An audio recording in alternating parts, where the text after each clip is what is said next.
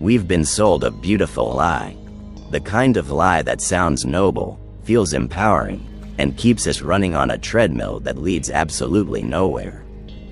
Hard work equals success. Grind harder, hustle more, sleep less, sacrifice everything, and one day, if you push hard enough, success will be yours. But here's what nobody wants to admit.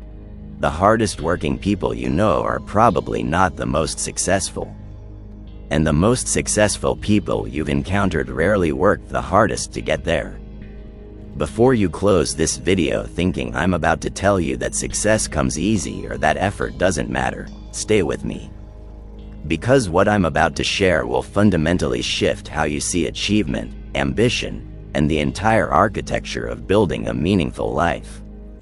If you're ready to question everything you've been taught about success, hit that subscribe button. This channel exists for people who want truth over comfort. Let me paint you a picture. Right now, somewhere in the world, there's a construction worker pouring concrete under a blazing sun for 12 hours a day. His hands are calloused, his body aches, and he goes home exhausted every single night. By every definition, he works hard. Brutally hard, yet he struggles to make ends meet. Meanwhile, a venture capitalist attends 3 meetings, makes 2 phone calls, and signs off on a deal that nets him more in an afternoon than that construction worker will earn in 5 years. The difference isn't effort. It's not character. It's not even intelligence. The difference is something we desperately need to understand if we're ever going to stop wasting our lives on the wrong kind of work. The psychologist Anders Ericsson spent decades studying expertise and performance. His research gave birth to the famous 10,000-hour rule, the idea that mastery requires enormous amounts of practice. But here's what got lost in translation. Ericsson wasn't measuring random hard work. He was measuring deliberate practice. He was studying violinists who didn't just play for hours. They played with intense focus on their weaknesses, with immediate feedback, with strategic rest. The work mattered, yes, but the direction of that work mattered infinitely more. We confuse motion with progress. We mistake activity for achievement. And this confusion is costing us everything. Hard work feels virtuous. It feels like we're doing something. But hard work without strategic direction is just exhausting theater. It's performance art where you're both the actor and the only audience member. You feel productive, but you're producing nothing of lasting value. Think about the last time you felt genuinely busy. Emails flying, tasks completed, hours evaporating. You collapsed at the end of the day feeling like you'd conquered mountains. But then you looked back a week later and asked yourself, what actually changed? What moved forward? And if you're honest, the answer is often nothing significant. You were working hard at things that didn't matter. You were efficient at tasks that shouldn't exist. You were running fast in the wrong direction. The uncomfortable truth is that success doesn't correlate with how much you work. It correlates with how well you choose what to work on. This distinction sounds simple, but it's the difference between building something meaningful and wasting your one irreplaceable life. Every moment you spend working hard on the wrong thing is a moment you can never reclaim. Time is the ultimate non-renewable resource, and we're squandering it because we've been conditioned to worship effort itself rather than effective effort. Naval Ravikant, the entrepreneur and philosopher, put it plainly, working hard is table stakes, but working smart is everything. You need to be working on the right problems with the right people at the right time. Otherwise, you're just creating the illusion of progress while standing still. The marketplace doesn't reward effort. It rewards value creation, and value creation requires something entirely different from hard work alone.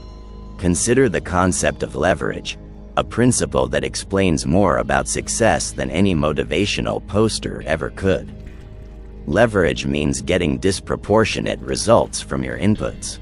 It means that 1 hour of your focused effort can create outcomes that would normally take 100 hours.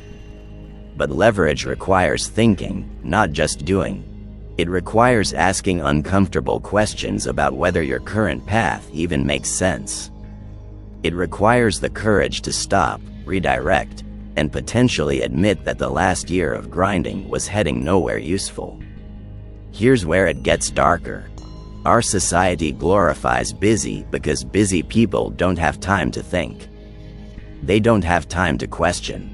They don't have time to realize that the system they're working so hard within is designed to extract their energy while giving them just enough reward to keep them running. The person working 80 hours a week isn't a hero. They're often someone who hasn't learned to say no, hasn't learned to delegate, hasn't learned to distinguish between urgent and important. They're working hard because they lack the strategic clarity to work smart. I spent years believing that if I just pushed harder, everything would fall into place. More hours, more sacrifice, more discipline. And you know what happened? I achieved things. Small things. But I was exhausted, resentful, and no closer to the life I actually wanted.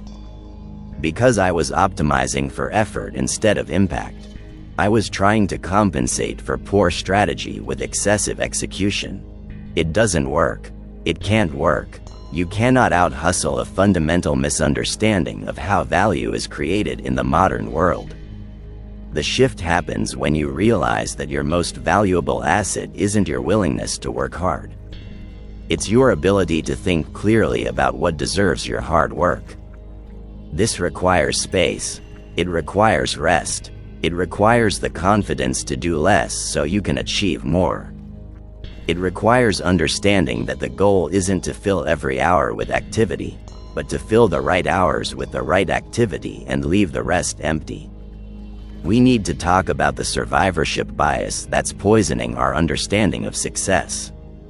We see successful people working hard, and we assume the hard work caused the success.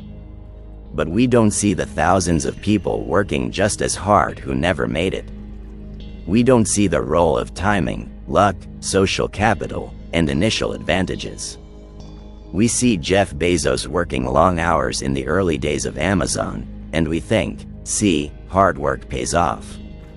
But we ignore the Ivy League education, the high-paying Wall Street job that gave him capital, the family support that provided a safety net, and the technological moment that made online retail possible. The hard work mattered, but it was far from the only thing that mattered. Let's go deeper into what actually creates success, because once you see this clearly, you can't unsee it.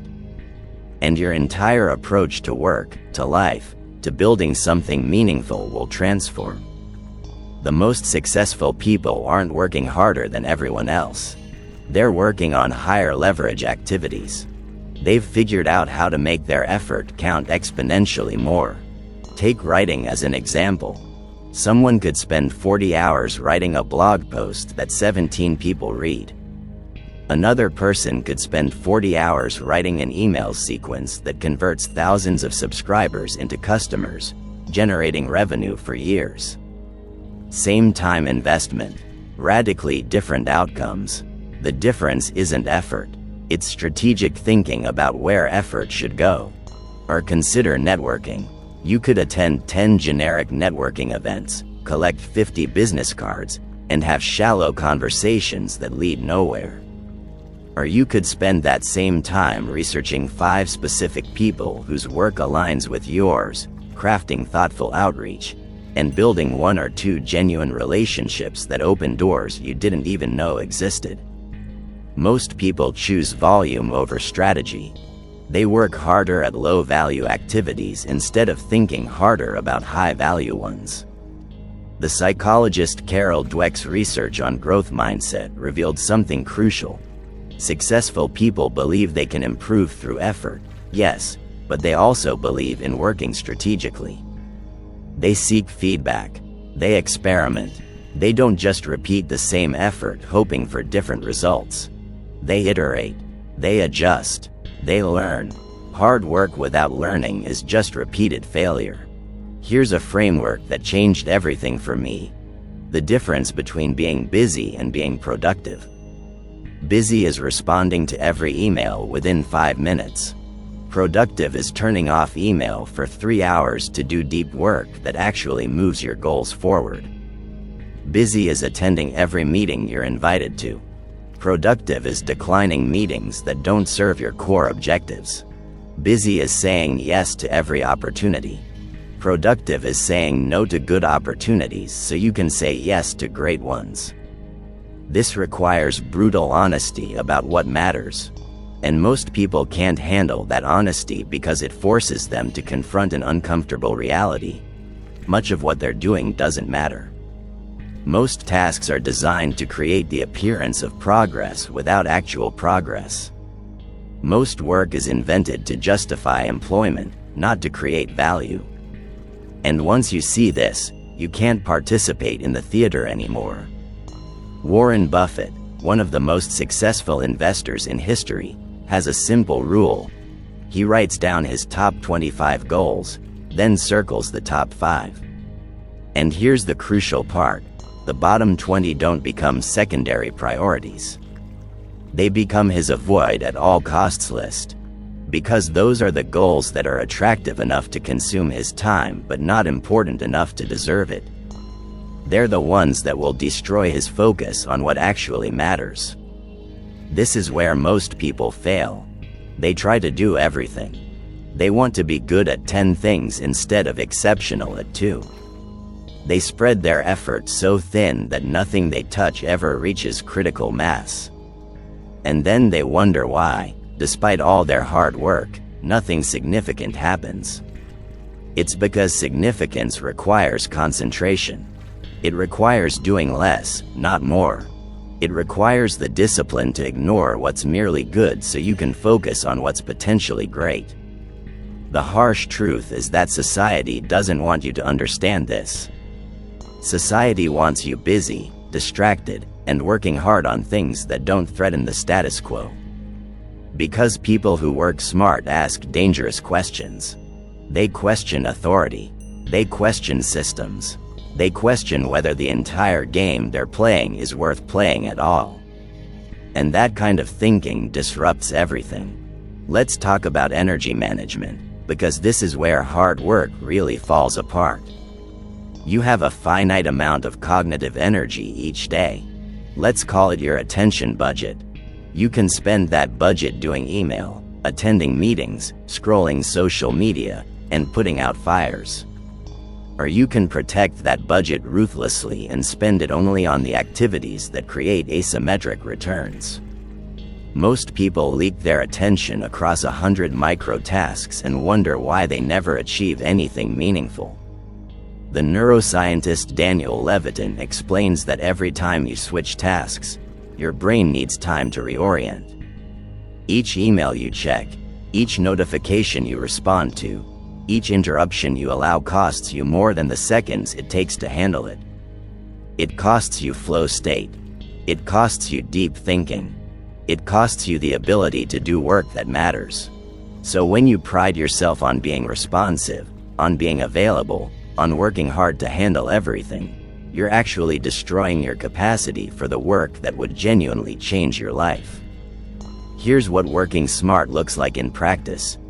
You wake up, and before you check anything, before you respond to anyone, you spend 2 to 3 hours on your most important work. The work that scares you a little. The work that requires your best thinking. The work that, if done consistently, would compound into something remarkable. You protect this time like your life depends on it, because it does. Everything else, the emails, the messages, the requests, can wait. And if they can't wait, they probably weren't your problem to solve in the first place. This approach feels selfish to people raised on the cult of busyness. It feels irresponsible, but it's the only responsible way to live if you actually want to create something valuable. Because here's what nobody tells you. The world has infinite demands for your time and zero concern for your priorities. If you let other people's urgencies dictate your schedule, you will work incredibly hard your entire life and have nothing to show for it.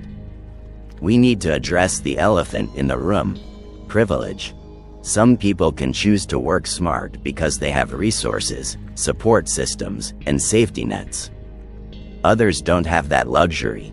They have to work hard just to survive. And I'm not dismissing that reality.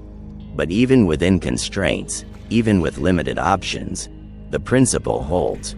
Working strategically creates better outcomes than working blindly. A single parent working 2 jobs still benefits from identifying which skills, which relationships, which small bets might create a path to something better. Strategy matters at every level. Now let's get into the practical shifts you need to make if you want to stop wasting your life on the wrong kind of work. Because understanding the problem is useless without understanding the solution. These aren't tips. These aren't hacks. These are fundamental reorientations in how you think about effort, value, and success. First, you need to develop strategic discernment. This means learning to evaluate opportunities not by how exciting they sound or how hard you'd have to work, but by their potential return on investment. Every yes is a no to something else. Every project you commit to is dozens of other projects you can't pursue. So before you commit, ask yourself, if this succeeds beyond my wildest expectations, does it actually get me closer to the life I want? If the answer isn't an immediate yes, the answer is no. This sounds simple, but it requires overcoming decades of conditioning. We've been taught to seize every opportunity, to never turn down a chance, to always say yes. But successful people say no far more than they say yes. They protect their focus like a scarce resource because it is one. The entrepreneur Derek Sivers has a rule: if it's not a hell yes, it's a no. Anything that doesn't excite you, anything you're lukewarm about, gets declined immediately. This creates space for the opportunities that genuinely matter. Second, you need to build systems, not just work hard within chaos. A system is a process that produces reliable outcomes without requiring constant heroic effort. If you're working hard every day just to stay afloat, you don't have a work ethic problem. You have a systems problem. You're trying to substitute effort for infrastructure. And that's exhausting and unsustainable. Think about your daily routine. How much of it is reactive? How much of it is you fighting fires, responding to urgencies, dealing with problems that wouldn't exist if you'd built better systems? Now imagine you spent 1 month working less on urgent tasks and more on building processes that prevent those urgent tasks from arising. You'd create leverage. You'd create freedom. You'd escape the hamster wheel. James Clear, in his work on atomic habits, emphasizes that you don't rise to the level of your goals, you fall to the level of your systems. If your system is chaos, no amount of hard work will save you. But if your system is strong, success becomes almost inevitable. You're working with momentum instead of against friction. This requires upfront investment. It requires thinking time. It requires the discipline to do less today so you can achieve more tomorrow.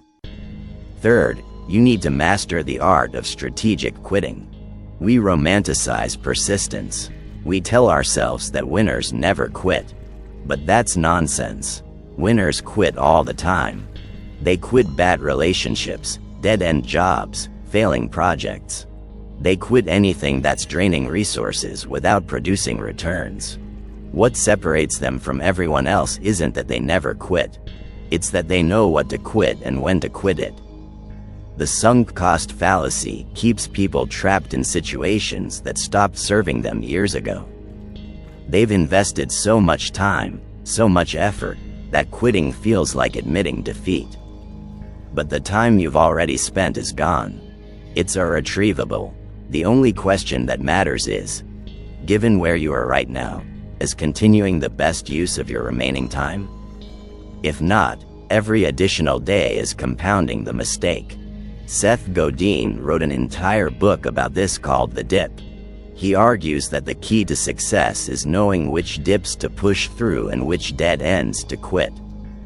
Hard work in a dead end just digs you deeper. Hard work in a genuine dip that leads somewhere builds momentum.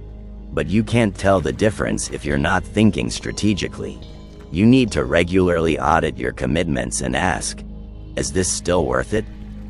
Does this still align with where I want to go? If not, quit. Quit without guilt. Quit so you can redirect that energy towards something that matters. Fourth, you need to understand the power of compounding. This is where working smart truly separates from working hard.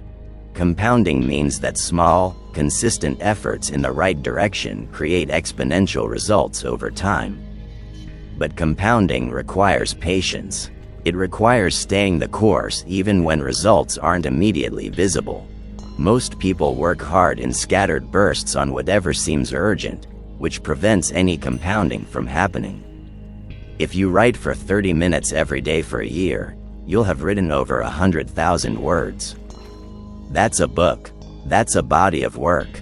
That's something tangible that wouldn't exist if you'd waited for motivation or worked in random bursts. The same principle applies to learning, to relationships, to investing, to building anything meaningful. Consistency beats intensity every time. But consistency requires strategic focus. It requires knowing what to be consistent about. The mathematician and philosopher Bertrand Russell observed that the fundamental cause of trouble in the modern world is that the stupid are cocksure while the intelligent are full of doubt. The people working hardest are often the most certain they're doing the right thing. They don't pause. They don't question. They just execute. Meanwhile, the people working smart are constantly reassessing, constantly adjusting, constantly asking if there's a better way. That doubt, that intellectual humility, is what creates breakthroughs. Fifth, you need to embrace strategic rest.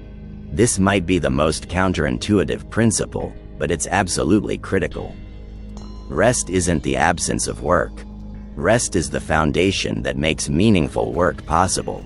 Your brain doesn't solve complex problems while you're grinding. It solves them during downtime. The shower, the walk, the moment before sleep. These are when insights emerge, when patterns click, when creative solutions appear seemingly out of nowhere. The science backs this up completely. Research on creativity and problem solving shows that breakthrough insights rarely happen during focused work. They happen during mind wandering, during what neuroscientists call the default mode network. This is when your brain processes information in the background, makes unexpected connections, and generates novel ideas. But if you're always grinding, always busy, always working hard, you never activate this network. You're stuck in execution mode, which is useful for completing known tasks but useless for discovering new possibilities. Cal Newport, in his work on deep work, makes a crucial distinction between shallow work and deep work. Shallow work is all those tasks that don't require full cognitive engagement. Email, meetings, administrative tasks. Deep work is cognitively demanding activity that creates new value and builds skill. Most people spend most of their time on shallow work and wonder why they're not making progress. They're working hard at being busy instead of working strategically at being valuable. Here's the framework. Every week, audit your time. Track where your hours actually go. Then categorize each activity.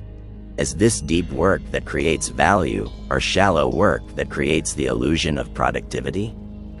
For most people, the ratio is terrifying. They're spending 70 to 80% of their time on shallow work. But here's the opportunity. If you could flip that ratio, if you could spend 70% of your time on deep work, your results would explode. Not because you're working harder, but because you're working on what matters. Let's talk about decision making, because this is where working smart manifests most clearly. Every decision you make carries an opportunity cost. Every hour spent on one thing is an hour you can't spend on another. So the quality of your decisions determines the quality of your life.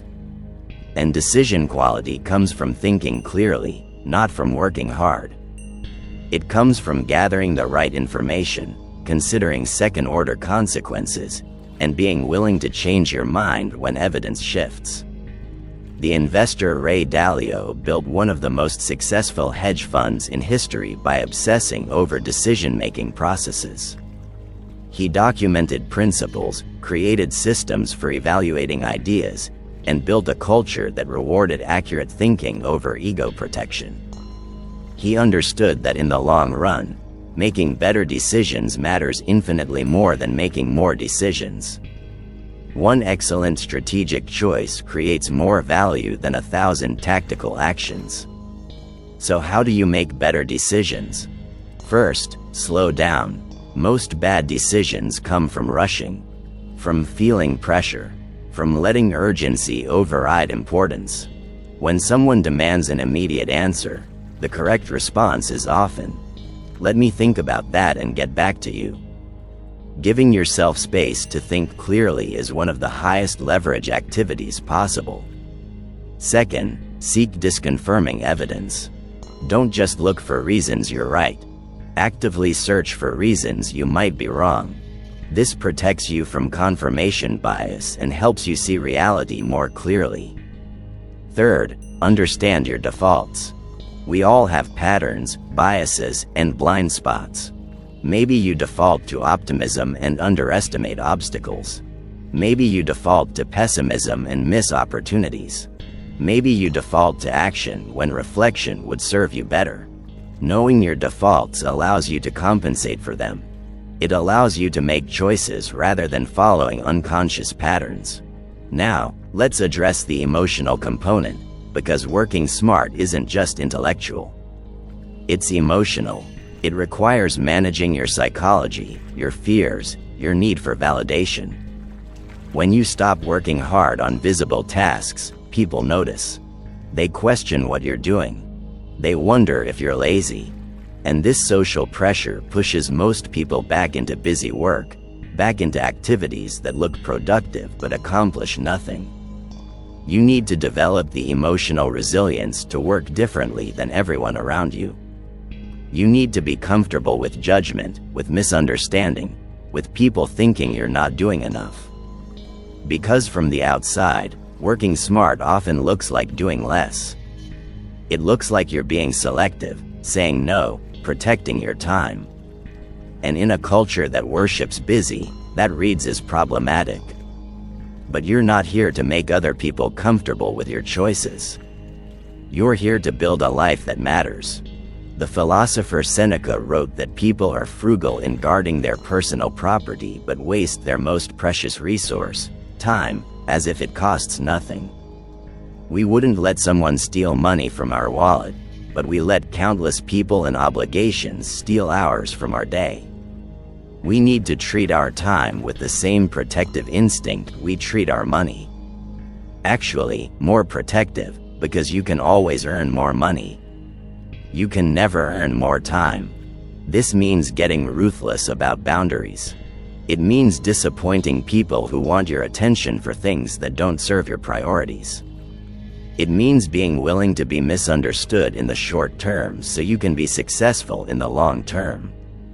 It means accepting that you can't do everything, help everyone, or be everywhere.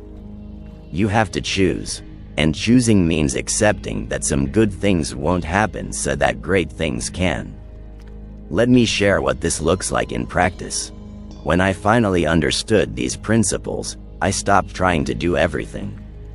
I identified the 2 or 3 activities that, if done consistently and excellently, would create the life I wanted.